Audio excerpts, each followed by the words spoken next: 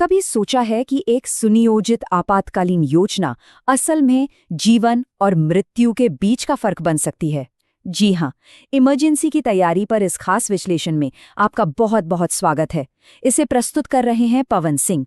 आप संपर्क कर सकते हैं 8141824876 पर। जरा एक सीन सोचिए। एक जोरदार अलार्म बजता है और चारों तरफ भगदड़ मच जाती है। कोई नहीं जानता कि कहाँ जाना है, क्या करना है। अब एक दूसरा सीन सोचिए। अलार्म बजता है और हर कोई बिल्कुल शांत, एक तय रास्ते पर चलकर सुरक्षित जगह पहुंच जाता है। आज हम इसी भगदड़ और अफरा तफरी से शांत नियंत्रण तक के सफर को समझने वाले हैं। देखिए, किसी भी तैयारी का सबसे पहला कदम होता है खतरे को पहचानना और ये समझना कि सेफ्टी ड्रिल सिर्फ एक फॉर्मेलिटी नहीं है, बल्कि ये वो जरूरी सबक हैं जिन्हें नजरअंदाज करना बहुत भारी पड़ सकता है।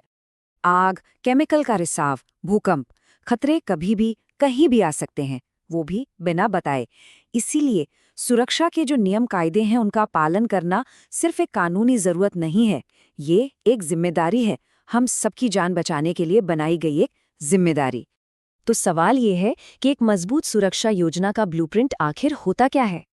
असल में इसके 3 सबसे मजबूत पिलर हैं।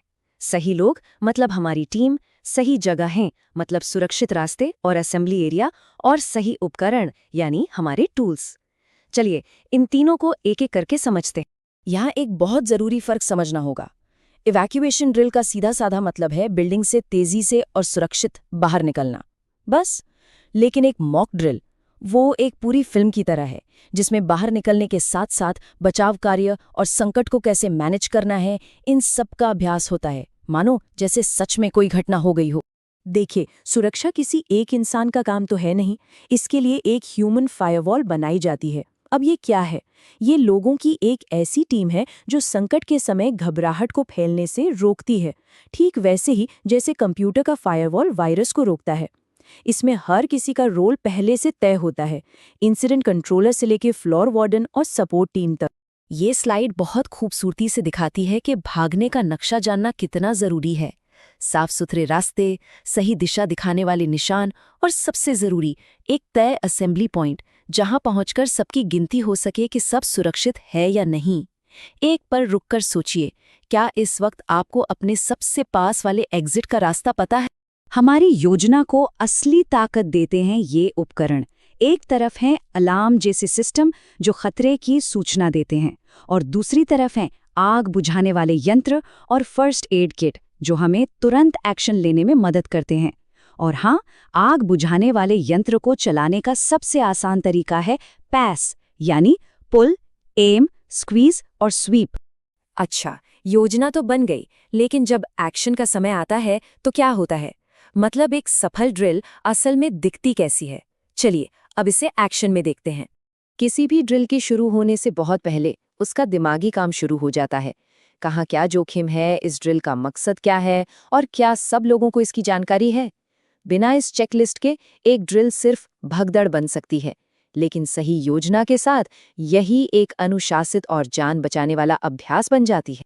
और जब ड्रिल शुरू होती है तो ये 4 कदम सब कुछ बदल देते हैं।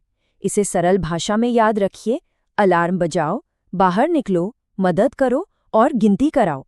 ये 4 कदम एक भीड़ को एक ऑर्गेनाइज्ड टीम में बदल देते हैं, जहां हर कदम जान बचाने की तरफ जाता है। अब सबसे अहम बात, क्या करे और क्या न करे। शांत रहना क्यों जरूरी है? ताकि निर्देश साफ सुनाई दे और दिमाग सही से काम करे। लिफ्ट का इस्तेमाल क्यों नहीं? क्योंकि वो बिजली जाने पर एक जाल बन सकती है, एक पेच। और अपना सामान लेने के लिए वापस क्यों नहीं जाना? क्योंकि किसी भी सामान से ज्यादा कीमती हमारी जिंदगी है। एक अच्छी योजना वो होती है जो हर किसी का ख्याल रखती है। जैसे कोई व्हीलचेयर इस्तेमाल कर रहा है तो उनके लिए एक साथी को नियुक्त करना, कोई विजिटर या कॉन्ट्रैक्टर आया है तो उसे आते ही निकास मार्ग की जानकारी देना, या फिर रात की शिफ्ट के लिए एक अलग और मजबूत टीम तैयार रखना। सुरक्षा सबके लिए बराबर होनी चाहिए, बिना किसी भेदभाव के। तो ठीक है, अलार्म बंद हो गया, सब लोग बाहर सुरक्षित हैं, तो क्या काम खत्म हो गया? नहीं, बिल्कुल नहीं। असल में सबसे जरूरी काम तो अब शुरू होता है। जो हुआ उससे सीखना और सुधार करना। और सुधार करने के लिए हमें चाहिए डेटा। हम 4 मुख्य चीजों को नापते हैं: बाहर निकलने में कितना समय लगा, निर्देश कितने साफ थे, लोगों का व्यवहार कैसा था और क्या सारे उपकरण सही से काम कर रहे थे।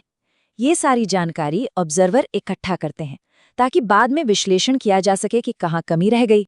और यहीं से एक शक्तिशाली फीडबैक लूप बनता है। मान लीजिए ड्रिल में पता चला कि तीसरी मंजिल खाली होने में 2 मिनट ज्यादा लग गए, तो अगला कदम क्या होगा? शायद वहां और एग्जिट साइन लगाए जाएं या एक और वार्डन नियुक्त किया जाए। फिर अगली ड्रिल में इसे परखा जाएगा। बस यही है सुधार का वो चक्र जो कभी खत्म नहीं होता। तो अंत में एक ड्रिल का लक्ष्य परफेक्ट होना नहीं है। एक ड्रिल जिसमें गलतियां मिलती हैं, असल में वही एक सफल ड्रिल है, बशर्ते हम उन गलतियों से सीखें। तो अगली बार जब अलार्म बजे तो उसे शोर मत समझिए, उसे एक मौका समझिए, सीखने का, बेहतर होने का और ज्यादा सुरक्षित बनने का।